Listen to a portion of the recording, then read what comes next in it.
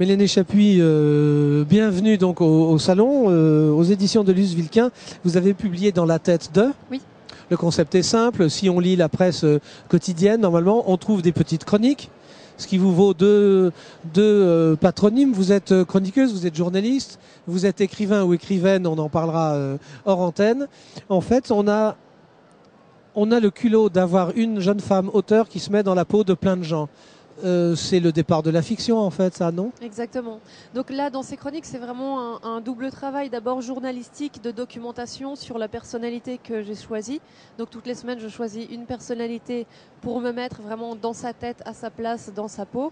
Et après, donc, je me documente beaucoup. Ensuite, je laisse tomber la documentation et il y a le travail d'intuition littéraire qui commence. Et voilà, j'imagine ce que Obama, Nabila ou d'autres ont pu ressentir en fonction d'un événement donné au moment où ils ont fait l'actualité pour une raison ou pour une autre. Est-ce que votre rêve, ce serait que pour l'année, c'est quelle année de 2013, voilà, un bon journaliste moyen puisse avoir ce livre-là en disant, on va y voir ce que je pourrais aller piquer en 2013 de significatif. La question est, qu'est-ce qui est significatif pour vous?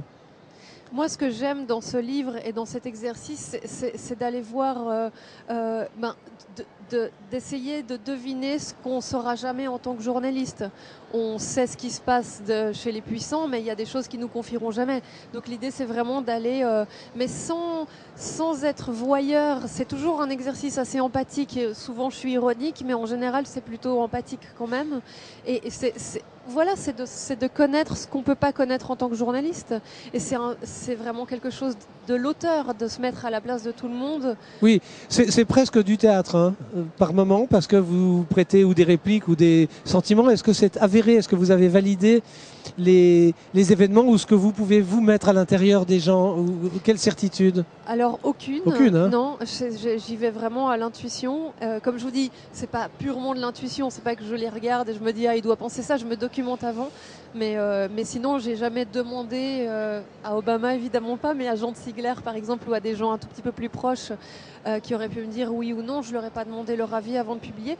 Par contre, j'ai eu justement un message adorable de Jean de Sigler, d'Alain Delon, de Nabila pour me dire merci quoi. Qui vous ont lu après en disant c'est moi ou c'est pas moi? Pas eu de souci de correctif ou de choses comme ça? Non, parce que c'est déjà publié. Je crois que les gens savent bien que c'est de la fiction, donc on est assez libre dans la fiction. Et donc non, j'ai jamais eu de gros problèmes. Au contraire, les réactions que j'ai sont plutôt des réactions positives. Mais il y a aussi des lecteurs qui n'ont rien à voir avec les personnalités que je croque, mais des lecteurs qui me disent qu'ils sont un peu choqués, que c'est malsain de se mettre dans la peau de certaines personnes, notamment dans la peau de Christina Radi, donc qui est la femme... Oui, on va lancer l'affaire de Bertrand Cantat. Vous avez osé rentrer dans un sujet qui est tabou, puisqu'on sait que des comédiennes comme Léo s'est fait taper dessus quand elle parlait de violence, etc. Vous prenez une liberté d'auteur, là? Tout à fait. Tout à fait. Et puis on lit votre sensation sur l'injustice, sur le crime. Et vous sentez quoi quand, au moment où vous écrivez, vous êtes au cœur de l'action, on le sent parce que c'est très vif. En même temps chroniqueuse, en même temps reporter, dans le sens Tintin, vous faites vous reportez ce que vous voyez dans la réalité. Quelle marge vous accordez-vous pour être poétique À partir du moment où j'écris la chronique, je suis vraiment plus auteur que journaliste. Mais bon, on a l'impression que vous quittez tout de suite cette marge-là et que c'est ni roman ni chronique, c'est ambigu. C'est vrai, c'est assez... Oui. On est d'accord. On est d'accord. On est d'accord, mais on va vous encourager à le lire parce que ça se lit vraiment vite dans le bon sens. Le François Hollande, ex-Flamby devenu Rambo, par exemple. Pourquoi cette passion pour François Hollande, Flamby et tout ce qu'il a pu vivre? Alors il ne faut pas que j'ai des passions pour tous les personnages, pour toutes les personnalités. C'est vraiment en fonction de l'actualité. J'aime bien aussi me mettre dans la peau de personnes qui me parlent pas à la base et qui me ressemblent pas a priori. Donc c'est plus facile effectivement de me mettre dans la peau de Christina Radi typiquement. C'était plus facile même si c'était beaucoup plus violent. Mais à la base, c'est plus facile de m'identifier à Christina Radi qu'à François Hollande. Mais après, c'est ça l'intérêt aussi, c'est d'aller... j'ai l'impression de développer aussi mon intuition d'écrivain en choisissant des personnes qui n'ont rien à voir avec moi et en essayant d'être juste quand même et puis finalement voilà, me mettre complètement à leur place et d'être eux le temps d'une chronique. Est-ce que vous avez changé d'avis sur la perception de gens? On parlait de Natacha Campouche ou Benoît XVI, qui sont quand même des personnalités qui sont assez diverses. Est-ce que les choses ont bougé et vous vous dites j'ai bien senti ou bien là je me suis trompé? Ou bien ça a la vertu d'une chose qui est croquée sur le moment et d'une périodicité de quotidien ou d'hebdomadaire. Ça tient le coup parce que justement c'est une transposition de la réalité.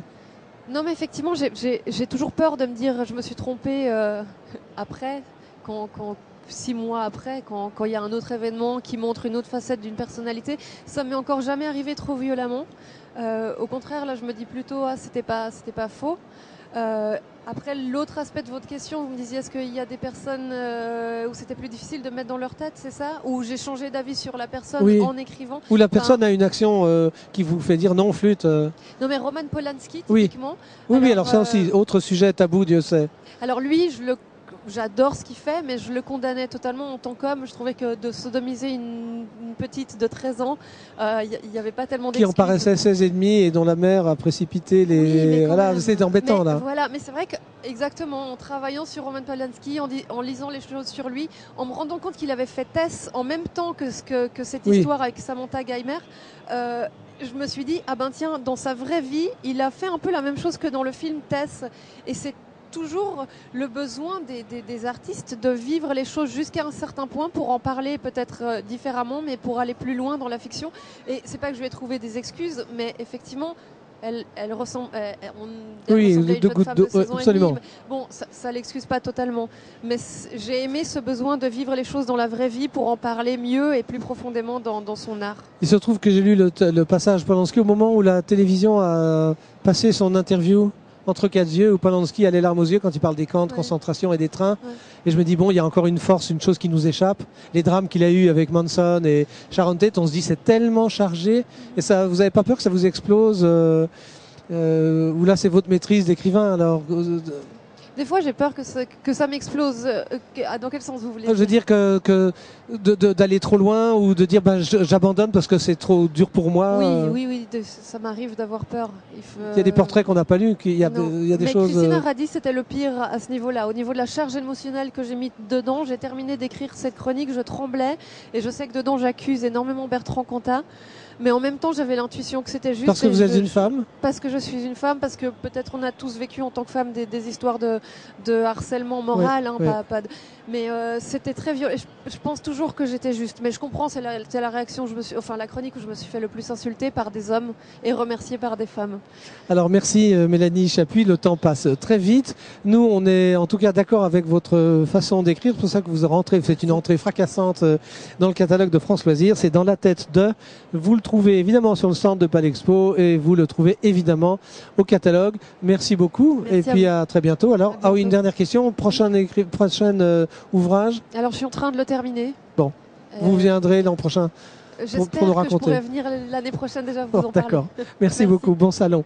On se retrouve tout à l'heure pour d'autres auteurs.